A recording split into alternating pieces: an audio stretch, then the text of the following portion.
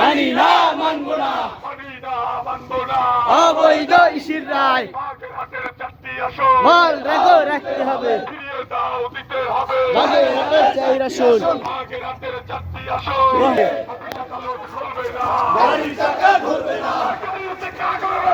অভিযান আদালত খুলবে না গাড়ির চাকা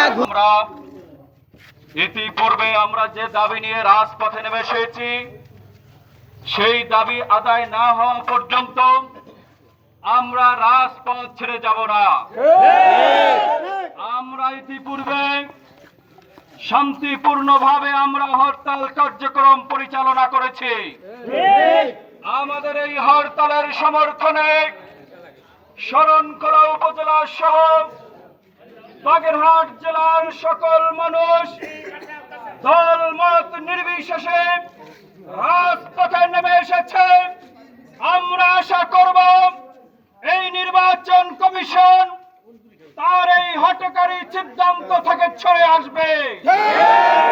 যদি সরে না আসে, ইতিপূর্বে আমরা একদিনের হরতাল পালন করেছি, আজকে 2 দিনের হরতাল ঘোষণা করা হয়েছে। সেই হরতালের সমর্থনে রাজপথে আমরা উপস্থিত হয়েছি। আজকে আমরা বাগেরহাট জেলার সমস্ত অফিস আদালত, ব্যাংক, বীমা, সকল ব্যবসা প্রতিষ্ঠান, সকল কর্মযজ্ঞ স্থগিত করেছে। দাবি শুধু একটা, বাগেরহাট জেলায় 4টি আসন পুনর্বহাল চাই।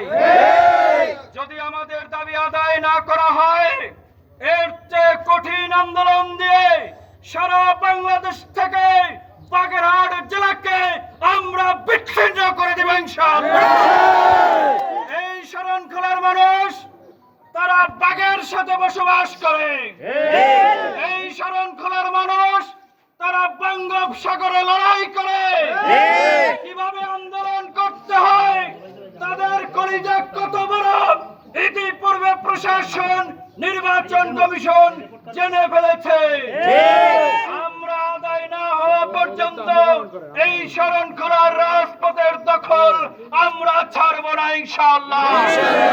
আমরা আজকে যেভাবে দলমত নির্বিশেষে কাঁধে কাঁধ মিলিয়ে সম্মিলিত কমিটির মাধ্যমে একজোট হয়ে রাস্তায় নেমেছি, আগামী দিনগুলোতে একত্রিতভাবে আন্দোলন সংগ্রাম চালিয়ে যাওয়ার আহ্বান রেখে এখানেই শেষ করছি।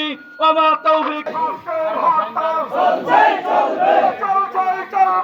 আজকের হরতাল চলবে চলবে চলছে চলবে চলছে চলবে চলবে না চলবে না হবে না নিয়ে চলবো না দিয়ে দাও দিতে হবে বাগেরহাটের চাই আসন ফিরে দাও দিতে হবে বাগেরহাটের চাই আসন গাড়ির চাকা ঘুরবে না